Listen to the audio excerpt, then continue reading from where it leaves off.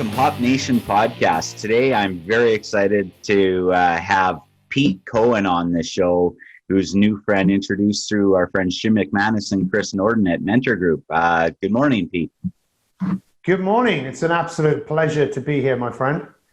Thank you. And we also have a mutual friend in Joe DeSena of Spartan Race, who was a previous guest on the show. Well, that kind of thing, when you and I had an initial conversation, I must admit, it kind of flipped me a little bit that Joe DeSena. But then in another respect, it doesn't, because Joe's like, he knows everybody, right? And he's no average Joe Schmo. But the other thing is that we obviously know someone else. It's just, it's such a small world. They say 6 degrees of separation. I think there is no 6 degrees. We're all connected, right? Absolutely. And I've done this experiment a couple times, and it's 2, where you play the game of how many connections away from the Queen of England. That's probably closer for you being on the other side of the pond.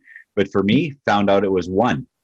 I knew a guy who was the right-hand person and worked within Buckingham Palace. And yeah, I think there's so much to, like, the technology that we have, the human beings, in our own head. We talk about the fact that right now this is on Zoom and it's great technology, but the technology that we have inbuilt within us is incredible. And I think there's so much more that we just still don't know. I really think you have to have a bit of an open mind, right, to activate some of this amazing resource that we have.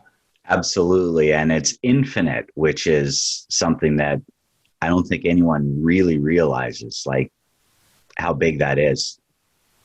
It's changing, right, isn't it? Because there's more and more people now that are interested in the kind of biohacking and the idea of living long. And I think you and I get the impression that's something we're both very passionate about, because we can live a long life and we can get better, and we don't have to accept, all of the chronic challenges or chronic illnesses, I should say, that most of us are going to get because we're going down a particular path. But we can change that path, and we can have an incredible life.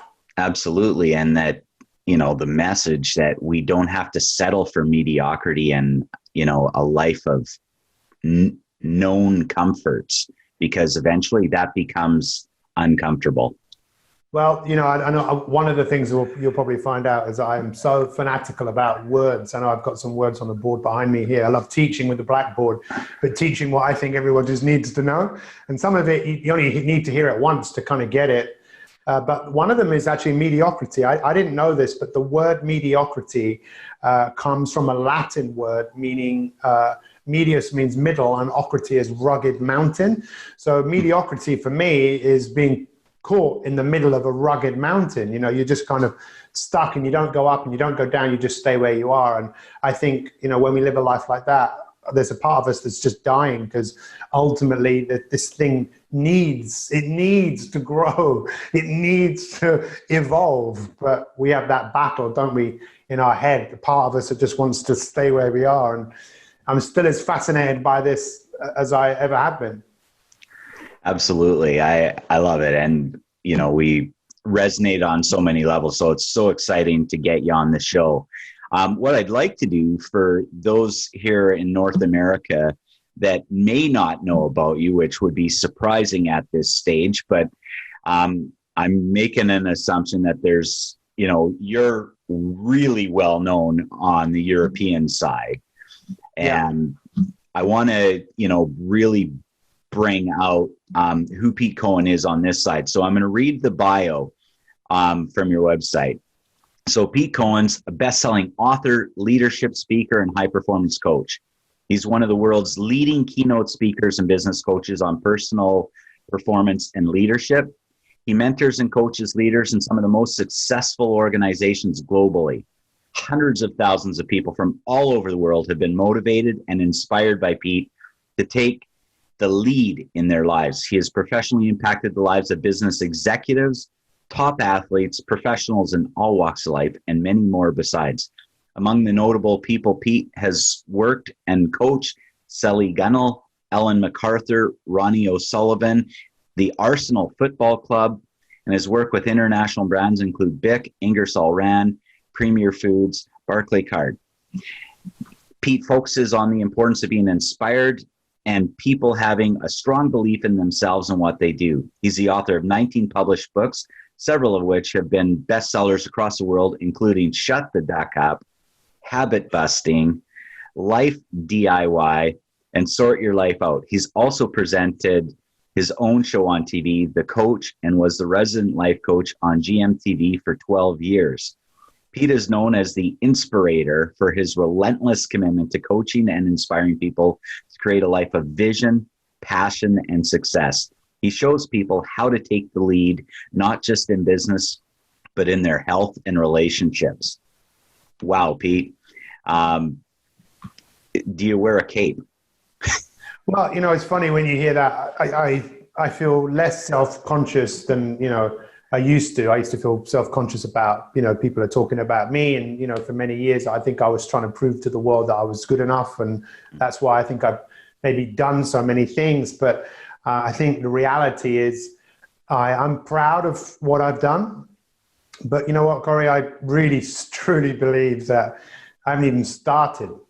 I've really connected to growing even more, and contributing. I figured I'm not going to be here for very long. So any chance I have to learn something and pass it on and contribute and make a difference, I've only just got started, so I really appreciate the opportunity to speak to people in North America, particularly actually where you are, because I have, family in Vancouver, and I'm actually in the TV program, The Coach, that was actually aired in Canada. So, look, I'm excited. I'm very excited to get to know you more and talk to you and see what wrongs we can do right. Is that right? Rights we can do wrong, or I'm very dyslexic, by the way.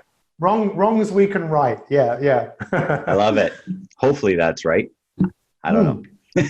Who knows? Well, let's go to the beginning. What inspired you on this journey to become what you've been, and what's inspiring you moving forward? Kind of that founder's story, because... Yeah, so, it's that old thing, right? Motivation. I was motivated to move away from where I was because I didn't think what I had was good enough. I was good enough. So I've always been kind of driven to move away from where I was. But I'm very lucky that I've got this infectious enthusiasm, which I've always had, this excitement. So I've been very lucky to kind of mix that with a fear of not being good enough. And that's, as I said before, that's driven me to do so many things. And people say, wow, look at all these things that you've done. But now things have changed massively. And I'm sure we'll touch on this, but some incident that happened to my wife a number of years ago, that changed everything.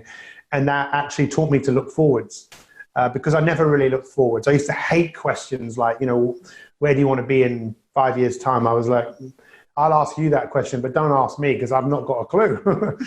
So, now I'm driven by possibility and what can be done. But yeah, I hope that kind of answers your question. Absolutely. Now, you alluded to that major event, and it was 12 years ago, I believe, right? Yeah, no, it was. I think it was only 10 years ago. I'm not very remembering anything about. If you said, "What did you do yesterday?" I kind of struggled to tell you. I'm thinking now, but I do remember it was a number of years ago that my wife had a massive. I say my wife. We weren't married.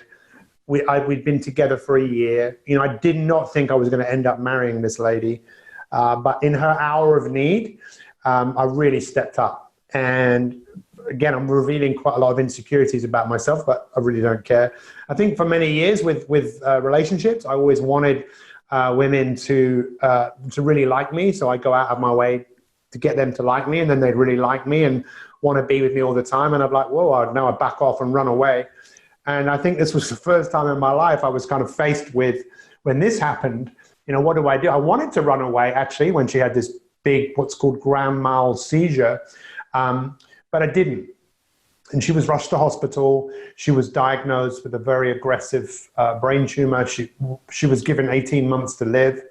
And I have a few core fundamental principles, which I didn't know. I know now they're principles. And one is, there's an answer to everything. And as my dad has always said, son, It's not what you know, right? It's who you know. So I'm very fortunate. I know people. I have a coach who's passed away now, but he worked with me for 16 years. I called him up. I told him what happened to my wife. And I was at the hospital, and I'll never forget what he said. He was a doctor as well as my coach. He said, find people that are still alive with the same brain tumor and find out why. That was the first thing. And then the second thing he said is, what will she do when she gets better? And I just said, but she's only been given 18 months. And I never forget his answer. He went, so what? You know, people defy the odds all the time. You know, you defied the odds in being born. And I think, like anything in life, it's a question of perspective, how you look at it, looking outside of the box. And if we hadn't looked outside the box, my wife wouldn't be here. There's no question about it. So I did find people that were still alive. We found a doctor in Houston, Texas. Huge amounts of controversy. 2 documentaries have been made about him. Dr. Basinski, I'm sure some people that are listening to this podcast have seen one or both of those films. I spoke to patients that were still alive. I then found the director of the film, got to know him, got to speak to Basinski. The treatment cost like $200,000 US. We went to America. The treatment worked actually pretty quickly. It wasn't straightforward. It was on the most challenging roads. So many roller coasters obstacles to go through. We had to find a doctor here in the United Kingdom would oversee the treatment. We had to wait for the FDA to approve my wife going there. So many obstacles. But you know what? When you want something enough, normally because there's a prognosis or a diagnosis or something, all of a sudden you see a side of people you don't normally see. But to cut a long story short, the treatment worked. My wife is now, 9 years cancer-free. And when we came back, 3 years later, I actually said to Hannah, my coach had asked me, what are you going to do when you get better? I'd never mentioned it until that point. And then she started crying. And I knew immediately why. It was obvious. She was crying because she didn't think of a future. If you've been given a death sentence, it's very unlikely that you'll start thinking about. But then if you look at people who have got over serious illness, you'll find that many of them have probably done that. They thought, I know that I'm going to get through this. I know there's something on the other side, which is kind of heavily related to your podcast, right? The whole story of, what's his name? John Stockdale, not John Stockdale, the prisoner of war in Vietnam. Yeah, Stockdale Paradox. The Stockdale Paradox, about the belief that hope, right? That this, but with an E at the end, as opposed to HOP podcast, right? But yes, I want to find out about that. But anyway, because I'm a nosy guy, I'm very curious. So, what this whole experience did with my wife was make me think forwards and start thinking about possibilities. And there's a lot more I could tell you about that. But in essence, you get what you focus on. And if you're not focusing on anything, you tend to go around in circles, Absolutely. Right? Absolutely. And I love how triggering events force us to make choices. So major events like your wife force us. It's that fork in the road. And it's, and there can be a ton of options and roads to take at that point. And we've seen it. Yeah, I think the easiest one to take is the one less traveled, the one that, everyone is doing. And just, go into that. And which, she had surgery and radiotherapy. But that was it. There's nothing else to offer. And actually, when we were in Houston, Texas, this is where our whole life changed. I mean, you couldn't make it up. Hannah had cancer before. She'd had precancerous cells in her cervix, which is something many of us do, but many women find out about that. Yeah. And I wanted her to see a nutritionist because I know nutrition was important. And even though the clinic we were at, we sat down with a nutritionist and they were talking about things like coconut oil, cutting out all the garbage, which I thought was really progressive. But I wanted to look at something really specific to her. Be careful what you wish for, because the next day a boy came into the clinic and he was dying of a brain tumor. He was with his parents. He'd just been to, the mother said, oh, we've just been to see Dr. Rakowski. And I went, oh, Rakowski, I know that name. And I did know his name. I'd never met him because my background was in fitness. I was a personal trainer for many years. Rakowski was a name I'd heard as, a great. There's two gods in the fitness industry, Paul Chek and Charles Poliquin, and they would both talk about Brzezinski. Sorry, they both talk about Rakowski. And I called Rakowski, went to his clinic. There's pictures of him with Evander Holyfield. There's pictures of him with Yao Ming. There's Tyson Gay. And he treated Hannah, and he put her on the reason I tell you this story was he looked at her blood, her urine, her saliva, and at the end he sat down and he said to us, "How does a tornado start?" And I'm going, what? How does a tornado start? How does a hurricane start? I don't know. He said the conditions have to be right. How does cancer start? The conditions have to be right? Exactly. How do you change the conditions? Well, obviously, there are a number of ways, but they're quite brutal. Then there's more subtle ways, and one of those is obviously nutrition. And the other is obviously psychology and physiology as well. So it's so important in life to look outside the box, step away and kind of deviate away from where everyone else is going, because where everyone else is going, statistically, is to an early grave with the last 5, 10, 15 years of their life with some horrible condition that they're taking drugs for. And I don't want that. I don't want that for myself. I don't want that for you. I don't want that for anybody. I want people to, it's a good question, even asking myself, I want people to, it sounds like a cliche, right? I want people to enjoy and celebrate the life that they have. I want to see them flourish and thrive. Like in overflowing abundance of health, joy, and goodness. There's something to be said. There's that infinite energy that exists in the world that if we all tap into, it's not, like a cup that, we all draw from this amount. The more we're drawing into it, the bigger the cup actually gets. That's a great analogy, isn't it? Because the cup has a limit, right? It does. Whereas we don't have a limit, but we think that we do. And we're to think like that, to think limitlessly, or as Dr. Joe Dispenza talks about, this whole kind of, the only thing that exists in the universe is possibility, right? Absolutely. Whether we want to be open to that or not. I'm still as fascinated by all of this as I ever have been, since studying psychology and not really learning anything, to then reading books by Zig Ziglar and, like so many people, Tony Robbins, and then Think and Grow Rich, which is my favorite book. And just Excellent. Have you read Think and Grow Rich? It was, yeah, absolutely. And I love to go back to it. I mean, Napoleon Hill and, his work with Andrew Carnegie was foundational for so many that have come in behind. It's one book that almost every sage guru, best-selling author has given some paid homage to or, literally quoted. I always wonder, I was curious about all of that as to where the wisdom came from, because wisdom, I think, is passed down through the ages, right?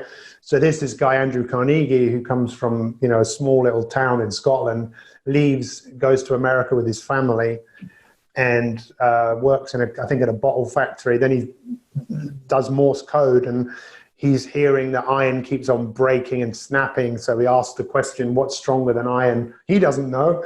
Then someone says steel. And just that idea eventually made him the richest man in the world for a little while. And then he wants to give back. He knows all these people, but I wonder where he got his wisdom from. I have a theory that he got it from the land. He got it from probably living in Scotland, and who knows, but maybe he got it from reading wisdom from other people.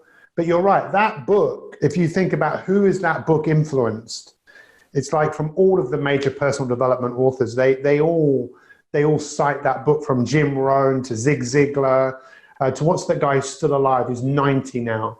Oh my God, I've forgotten his name. It'll come to me.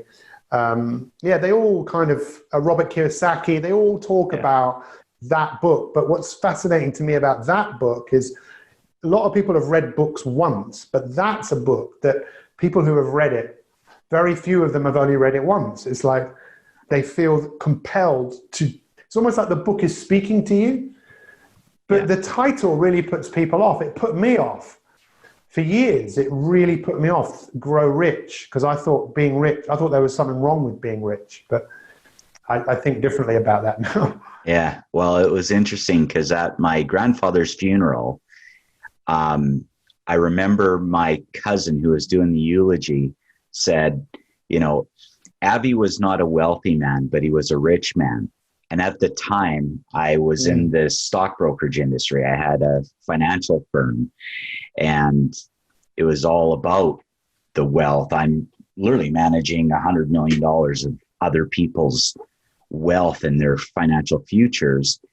And it just hit me because a lot of people who can be high performers, on the outside looking in, everything looks great, but there's this void. And I remember feeling this deep sense of void and something missing, and that they had this simple life, hardworking, blue collar background, like a fishing camp when they emigrated, and then a forestry camp, right? And worked in forestry in a mill all his life. And, was taught himself mechanics and that. And it goes back to that resourcefulness and that in generations gone by, we were able to be resourceful and just, pardon the expression, but figure some shit out. Now we have this entitlement, and, we just, too many people throw their hands up.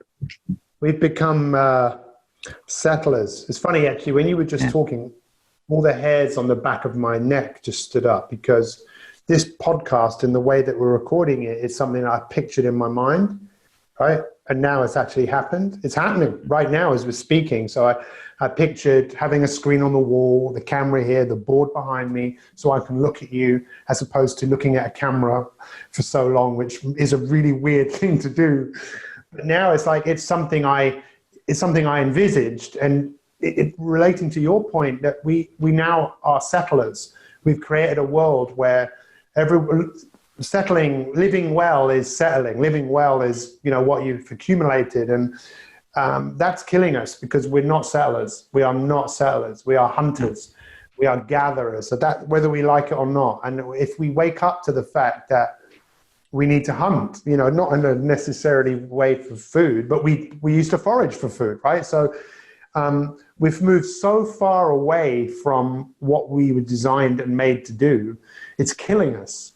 And that's why I'm such a big fan of, our mutual friend, Joe DeSana, because, thinking big, he wants to get 100 million people off their couches. And we came up with an idea that everyone take their couches to Vermont, and we burn the couches, But I tell you what, just a slight aside, I've been to Vermont now a couple of times, and I take it you've been to Joe's farm, right? I haven't been to Vermont and his farm yet, but my wife lives out, her family's all in the Maritimes in Canada. So Vermont is not that far. Thing. Yeah. Oh, yeah. So I need to get out there. The thing about nature, that's when I went to Vancouver and British Columbia and Banff, I've never seen the expansiveness, the size, and like you, I'm into philosophy and the ancient wisdom, and it was the Stoics that said, we have to live in balance with nature. We have to take, because we take care of nature, nature takes care of us. And that's something that I think as we've become settlers, we've settled and moved away from being outside, which is what we all need to do, right? Absolutely. Now I want to go into high performance coaching. And you're a guy that loves words and that. What is high performance to you? And how do people become high performers versus average? I have views on this myself, and I've spent what seems like a lifetime striving to figure that out and answer that question. It was a burning question at the age of 10. How can average people from average circumstances become elite level performers, and not just above average or great, but elite level? So like the Olympian, the pro athlete, a billionaire versus a millionaire, because you can do some stuff and fall into it by accident or luck sometimes, but it's short-lived.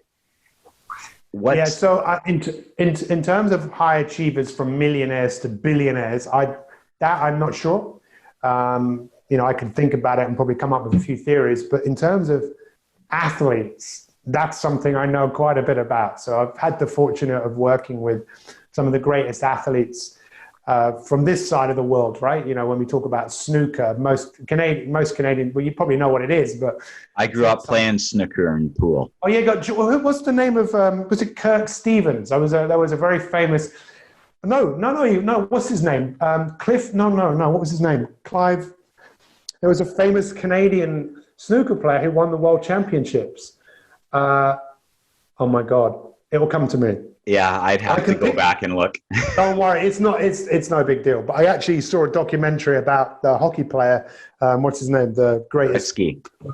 Yeah, I mean, he was just something else. And Jordan, Jordan is my hero, basically. I've got Jordan stuff all around me.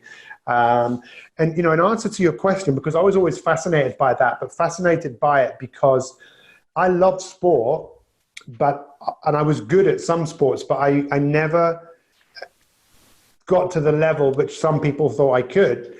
And that was only one reason. And the one reason was I lacked confidence. And what that meant was, it was just what I was telling myself, right? It's the narration. And the narration that we have in our head, basically, I think is one of the biggest differences between average, good, and high performers. High performers have this dialogue with themselves that is ridiculous. It's like relentless. It's not that they don't have that other voice. We all do. The voice of doom, the voice of that's not going to work. But there's something in them. That voice is louder. We just edited a podcast before this, and someone else was just talking about that, about turning down the volume on the part of you that is telling you can't do something. And the part of you, the other part, which is what I call the genius, is just saying, no, this is what we're doing. And I always used to think to myself, what sort of conversations do these people have inside their heads? Like Roger Federer, what does he say? And Roger Federer used to have a terrible temper on him, but I think he just figured it out. He figured out, if I want to perform better, I've got to talk to myself better. So it's probably a number of different elements, but I'd say the first two are a different narration going on, and just this relentlessness to get better, to master things. They practice even if they didn't need to. They're so obsessed with improvement. There's little marginal gains. But and I think if there was one other thing which Napoleon Hill talks about, saying that only 2% of people know where they're going, they can see. Whereas you look at someone like Jordan, high performers want to outperform themselves. That they want to outperform their previous best. Jordan said it best. Jordan said that he was in competition with the person that he was capable of becoming. So, and even now he says if he was playing basketball, he would still dominate. And he truly believes it too, because there's a lot of people who say that, and there's an expression, and I'm not really a big fan of it. It gives me a bit of a rub, that fake it till you make it.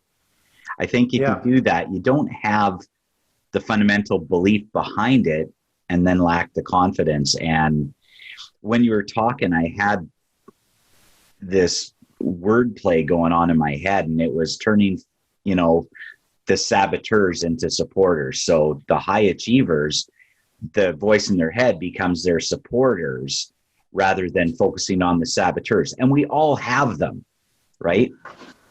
I have to write that down. Yeah. Saboteur to supporters. I'm nicking that off you. So obviously for people that are listening to the podcast, they're probably wondering what I'm doing, but I've got a blackboard behind me. So I think that's really powerful. I'm gonna quote you 5 times for that, and then after that, it's mine. Absolutely, I'm good with it.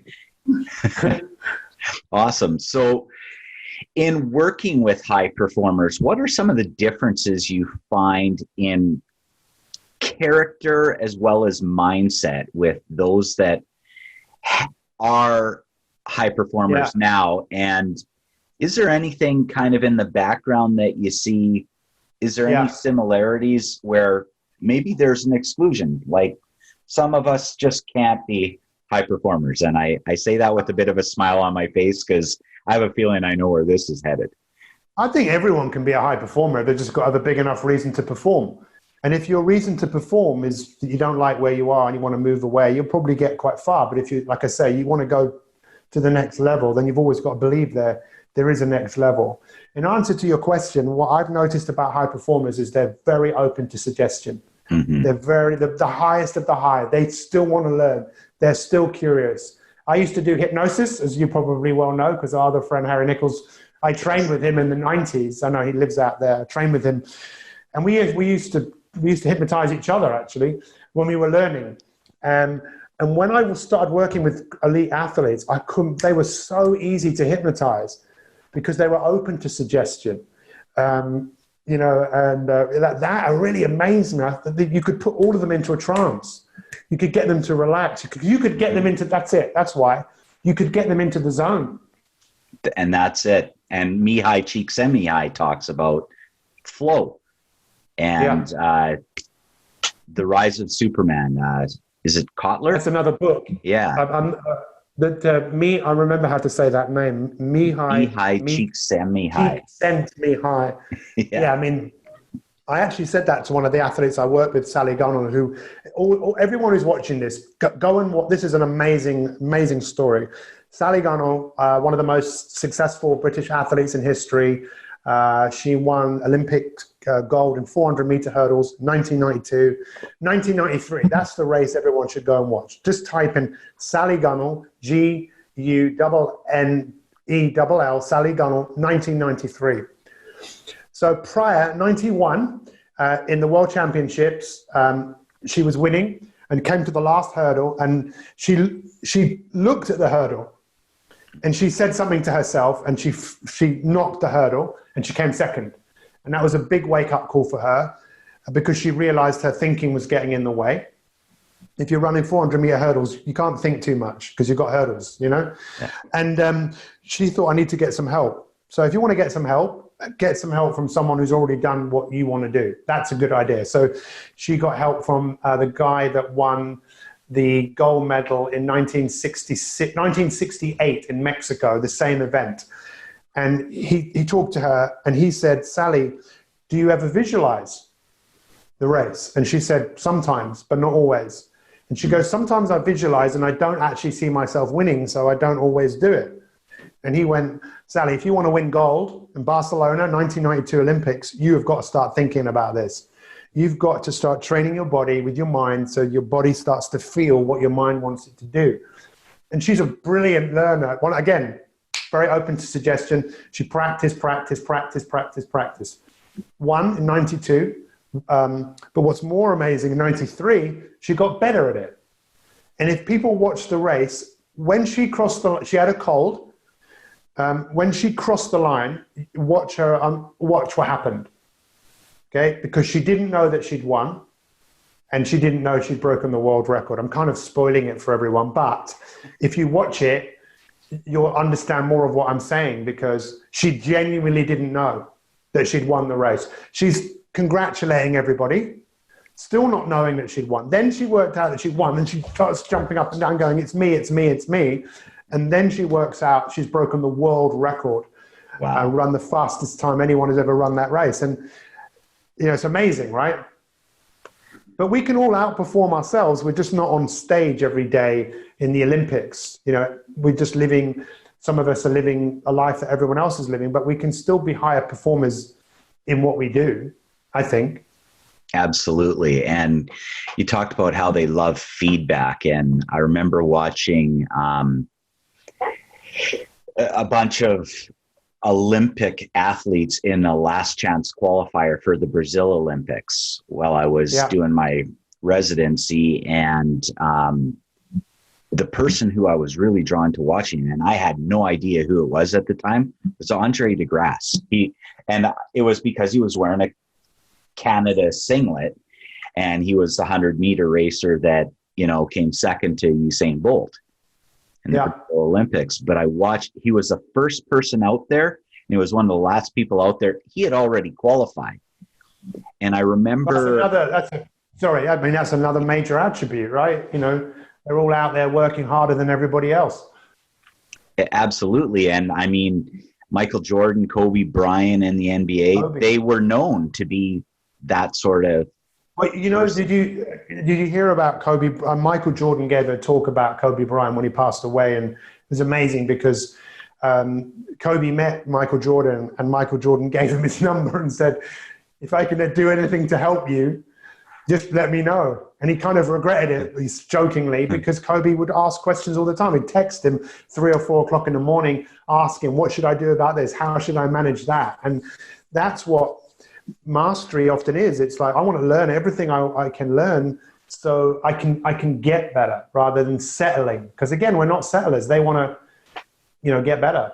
Right. And what I love is with their coaches, and they not only love feedback, but I heard the comment, and it resonates with me so much that, and the coach was saying, they did one timed run to get kind of baseline and look at what was going on.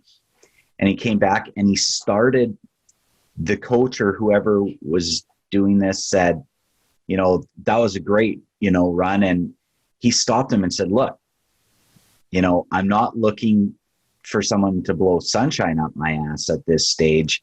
I want feedback. Go, you know, that's what fans are for.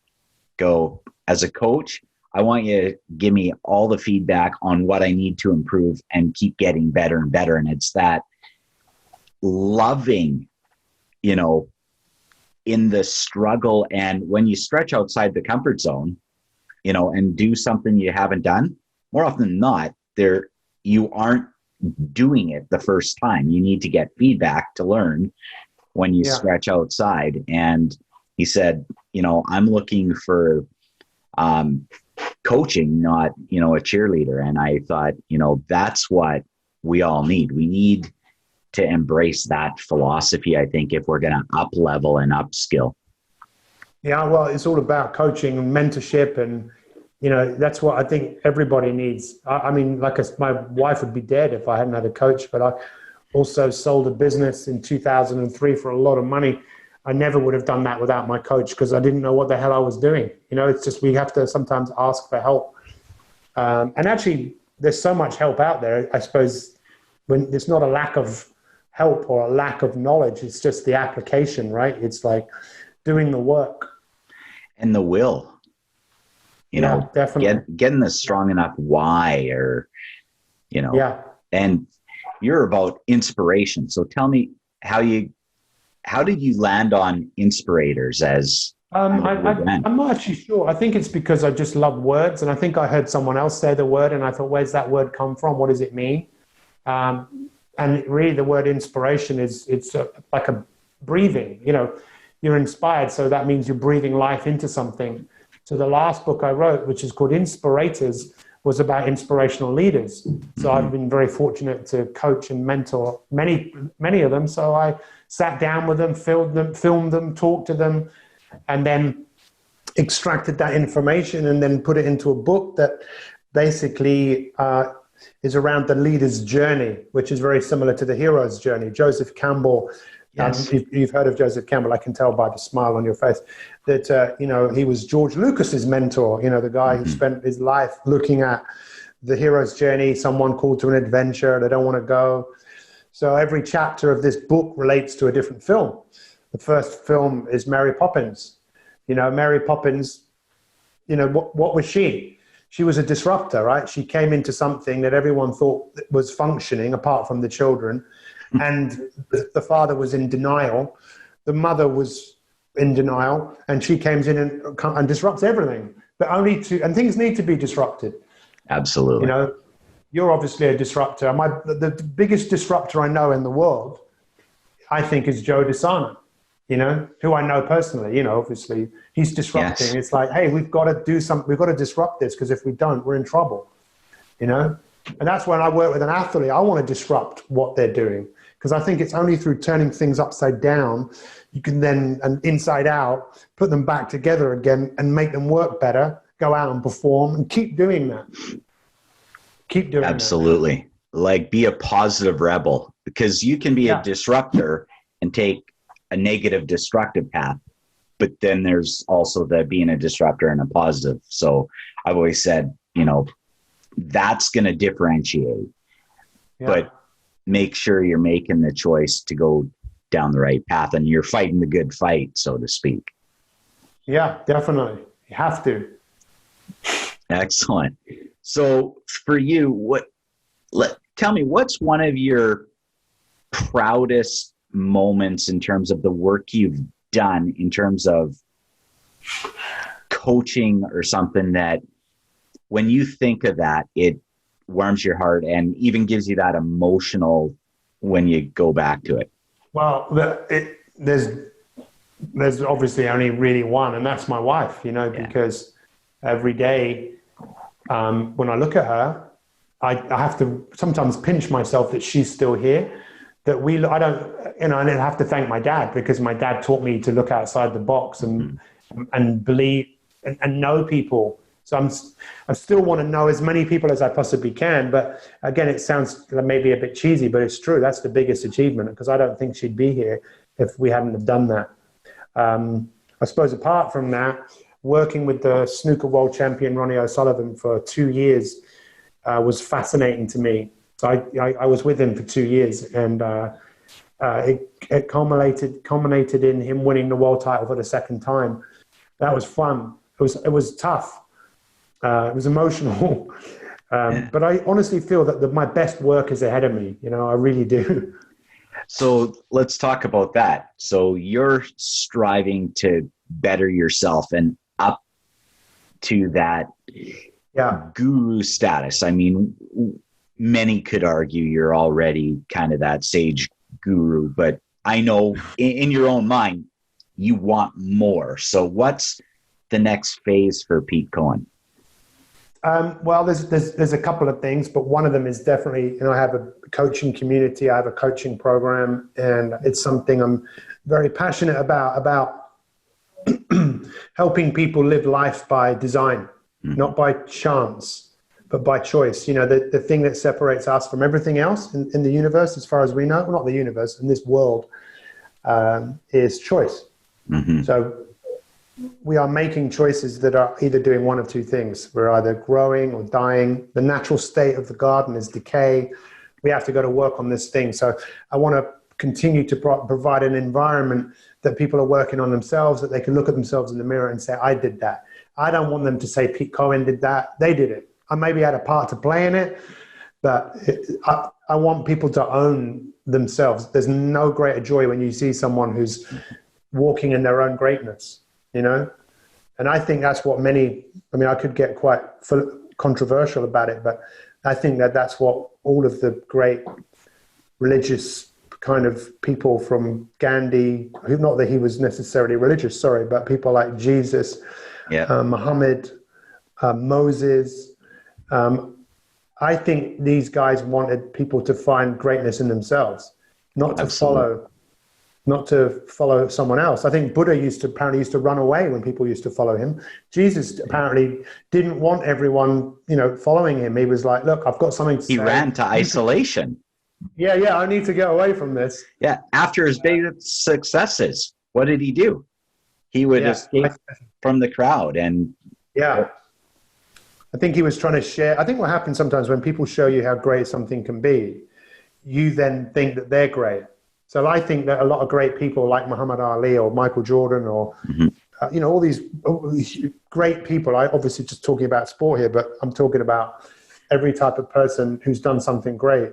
Yeah. What they should represent. Richard Branson, Bill and Melinda Gates, all of these people show us possibility of what we could do for ourselves. Yeah. But I think it's a lot of people then just follow people. And which is nothing wrong with following people, but I think that we live in a world of so much comparison, and we come up short because we're never someone else. We just need to work on being a better version of ourselves. Absolutely. And it's the never-ending journey. I think people look at achievement as a destination, and it's that achievement, and you have to be looking past that. That's just milestones and steps along the journey, and it's not about that. The older I get, it's just not about, it's not even about us at the end of the day. Yeah, that's where I'm at right now. It's about everybody else. Yeah. You know, that's what it's about to me. Yeah, I heard from a person I had talked to a year or two ago. He said, you know, in my early 20s, it was about becoming a king, and then it was about building kings and queens. And I thought about that, and I said, okay, that's not good enough. Like, and I thought, now it's about building a kingdom, right? Yeah. And, you know, and it's that impact factor, and not legacy for the self-edification side of it, but knowing that when we leave this world that we mattered. And, you know, I have 2 young daughters, so that they can look back and be proud of things that others would say about me, that I don't have to say anything. You know, you don't have to say anything about the accomplishment that Pete Cohen did. And anyone that's been to a funeral and heard a eulogy, it's not talking about necessarily the achievements. Those are footnotes in it. It's about how they made impact and made people feel. And it was at a character level. And it's taken me 49 years to probably figure that out, that I need to focus there. And I certainly haven't figured it out. I figured out that I need to figure it out. Yeah, it's that old thing about just remember you're going to die one day, and how do you want to check out of here? I know that's one of the things that you like to ask people. You know, Dr. Stephen Covey, who also spent years looking at successful people, and, you know, that whole thing of begin with the end in mind. I had a big wake-up call with my dad when my dad died, because at his funeral, became very apparent to me just how incredible he was to others. He just listened to others, and he imprinted people's lives by giving their space to others.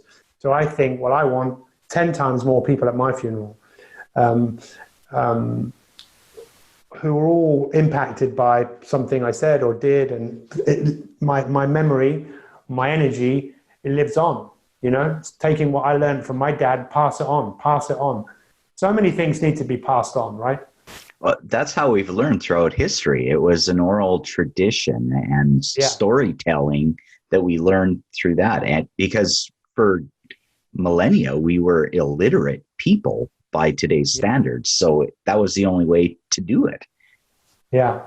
So and stories change lives. You know, that's another thing I talk about. You know, we're in the story making business right now. This is a story. Who knows where this is going to go? Who's going to listen to this? What impact will that have? I don't know, but I'd love to know. I'd love to know. That's why I say to people, if you listen to this and you've taken something away from the conversation, let us know. You know, because we're not here just because we like to talk about ourselves. You know, we're here because we want people to listen and be inspired and do something. Absolutely. And I always think of Curly from City Slickers, when I look for my own personal development, what's that one thing? What's one thing you can take from this that you can do something with? It's not know something about, it's what can you learn something from that you can do something with? Yeah, I'm with you. So, excellent. So what are some of your success habits to stay a super high performer yourself, and that you would want to let other people know and embrace? And I know the nutrition is one thing, because you've shared with me earlier about another company you're involved in, and I'm going to give a plug for the company here. Gano. Oh my God. Gano. Who would have believed that? And coffee. And then they're in Richmond, just down the road. Yeah. You bet. So, I mean, that's a crazy story. And in fact, I'm glad you said that, because through meeting Dr. Rakowski and him putting my wife, the nutritionist, on a ketogenic diet and lots of supplements, he just said, if you drink coffee, drink this. I didn't drink coffee. I hated coffee. My wife drank it. We found a way to get some in the United Kingdom. A year and a half later, Dr. Rakowski called me, asked me to join. He said, would you like to distribute these products? And he talked about it, and I got so carried away with his enthusiasm, I said yes. I joined the company went downstairs, told my mum and dad, and my dad laughed and said, "Well, you don't drink coffee?" And I went, "Oh yeah, I just joined a coffee business." But when the coffee came, I started drinking it. I haven't stopped drinking it. And my wife and I have built a very big business, and we have a team of people who also distribute the product. But what's so crazy about that is that only came out of the most challenging situation I faced. Something truly amazing came out of that. And, you know, you have it in front of you. I mean, it's just crazy, right? It's like, it's that whole thing that we're all connected. And when we're opened up to possibility, things start happening for us. But that doesn't mean we're devoid of challenges. So you asked, in answer to your question, that's one of the reasons how I get my edge. I have consumed that product because it has this superfood in it called ganoderma, over 3,000 medical studies on it. I've had one cold in 8 years. I've been collecting testimonials from people. People ask me, really, is it that good for you? Well, it's not the coffee or the tea. It's a mushroom, right? And mushrooms are very, very powerful in terms of superfoods.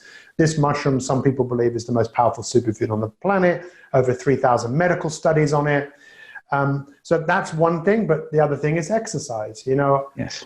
I've got a bike here, a static bike. You know, look, I was born to move, and I know that my body is rewarded through movement. I know I don't feel like doing it, but this brain, when I start moving, and especially when I'm finished, I'm a chemical drug factory of positive chemicals. So, I mean, it's simple, right? This thing gets charged by movement. So those are two of the main things. I'm a little bit poor on sleep, but I'm kind of working on it. You know, I get up very early in the morning. I've always got up early. So it's definitely that coffee and exercise. I'm mad for exercise. That's Excellent. Why I'm standing up right now talking to you. So, and I know the mental side of the game, that's really the whole neuroscience of performance is a specialty you actually So I train my brain. I use some software called neurotracker, which is really good, and I meditate, I find a lot of humor in what I think. I cannot take myself too seriously. I just cannot, because I do. So I have to find humor in what I'm thinking. Otherwise, I'd probably have terminal seriousness. Terminal seriousness. Okay. The Saboteurs to Supporters, the terminal, say it again. I want to make sure I get it. Terminal seriousness. So, terminal seriousness. I am going to quote you 5 times, and then I'm owning that one. Good. Yeah. So I think you've got a terrible case of terminal seriousness. Is there a cure? There is, but I don't know whether you want to take it, because the cure is you have to find humor in what you think. If you can't find humor in what you think, you're a victim, and you'll be a victim forever. You know, they say laughter is the greatest medicine. Well, I don't know whether it is, but it's probably not far off. Yeah, well, one of the most inspirational talks I ever saw was with a guy named Dr. Leo Frangipani. And I don't know if many people know who Dr. Leo Frangipani is, Dr. Fancy Pants. But he was partners with Dr. Patch Adams, and people are probably more familiar with that name because of the movie with Robin Williams. Patch Adams, yeah. Right? And they opened up the Gesundheit Institute, and it was about how humor can actually heal. And I believe so strongly in that. And in fact, our decision-making framework for the company, you know, when we're evaluating, you know, well, it's just part of it.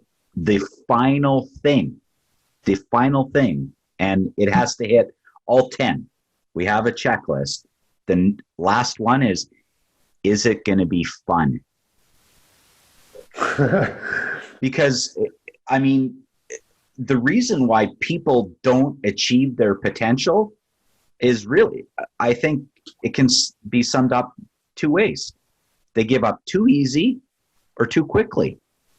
Yeah. Sometimes the people who succeeded weren't the ones that had the credentials to start with. They just stayed in long enough to actually see the result, and and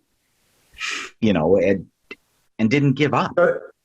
So humor is amazing because that's another thing that you've just reaffirmed to me about high performers that I know. All of the ones I had the fortune of working with, they had very good sense of humors. Yeah. And, when you see kids, when their hair stands up on end, not that you and I have that problem, but when it stands up on end, it's because they're so light. They're like, their energy in their head isn't heavy. So that's what my coach used to say, to experience the lightness of your being. The only way one of the greatest ways to feel that is to laugh. It changes chemistry. It changes everything, Yeah. It gives us the good drugs that our body naturally produces. So we don't need some outside substance to artificially give us those elated feelings. We instantly, the minute you laugh or smile, it changes your body's physiology. If you're going to fake anything, fake a smile, because the minute you do that, it will change and you will move into that. It's the one thing that would be the one thing I would say you can fake. Yeah, no, I agree. Everything else, you really do need to practice it. Absolutely.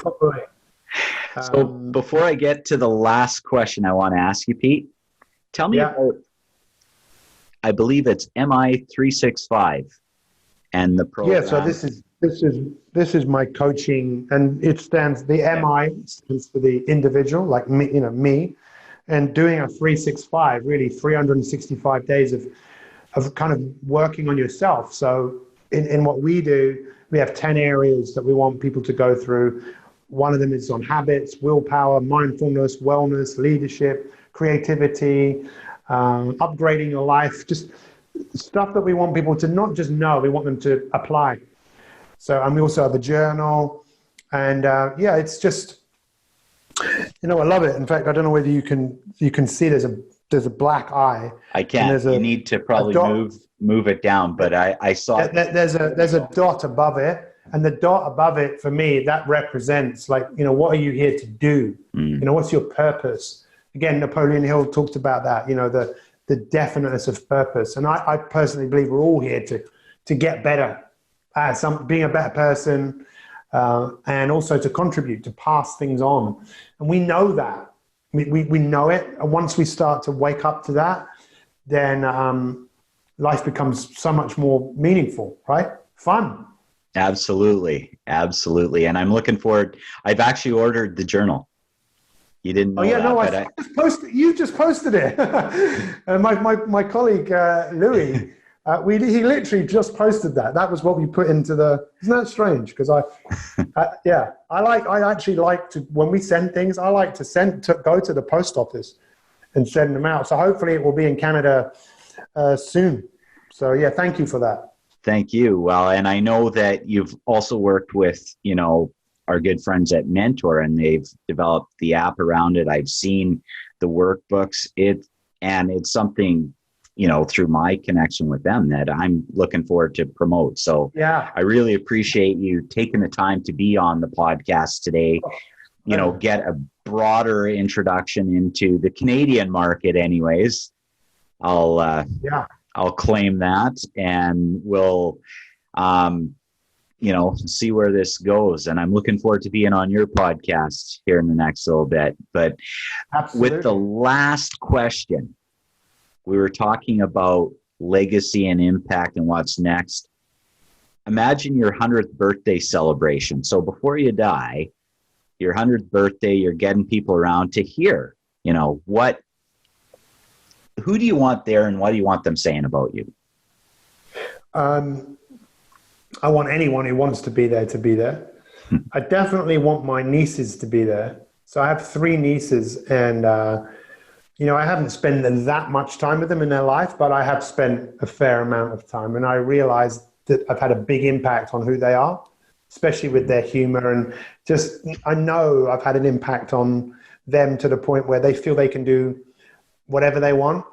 I want them to be there, and I want, how do I phrase this? I've never thought about it like the way I'm thinking about it now. I want them to feel that they need to now carry on what I shared with them even more. and give it to more people. I just want everyone to have a good time, and just laugh, and just think, let's enjoy the life that we have. I want people to remember, like some people who have passed away, who had a big impact on your life. Mm-hmm. You think about them today and it's just like they're here, because in a way, I suppose they are still here. Mm-hmm. So I want to stick around long after I've actually gone. Long after I've gone. Absolutely. And they are here because we know they're right there. Yeah. Like your dad, I lost my father, my mother, so they're there. And that's the inspiration sometimes when we need it. We can draw on that. Well, my coach said to me, I've got some of my coach's paintings on the wall over here. In fact, look, I know some people that are watching this. He actually, where is it? He painted that over there. There's Jordan over there, look. I love it. There's Louis down there, but there's also another picture. Hey, Louis. Louis.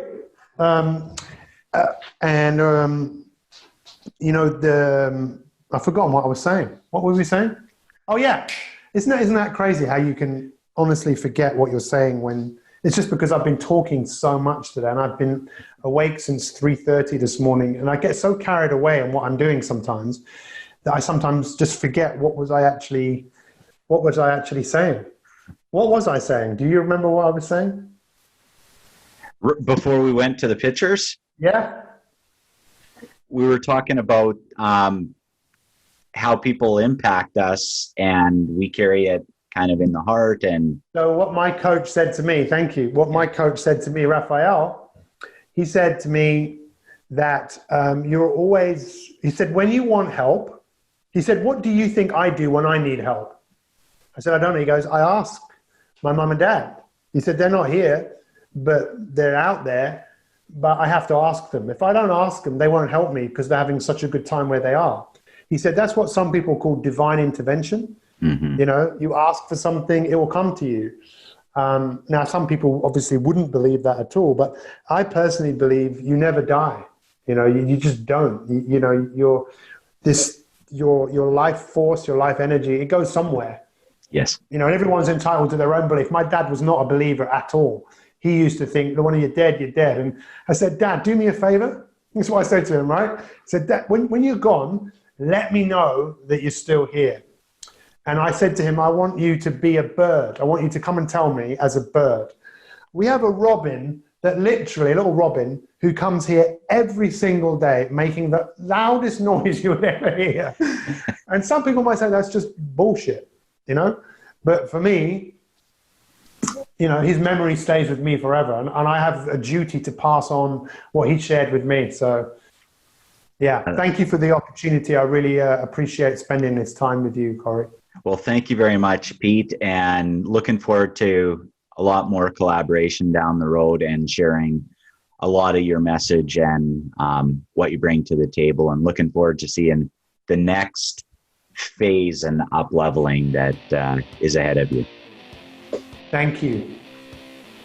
And thank you, Hop Nation, for tuning in this week. Look forward to talk to you next week.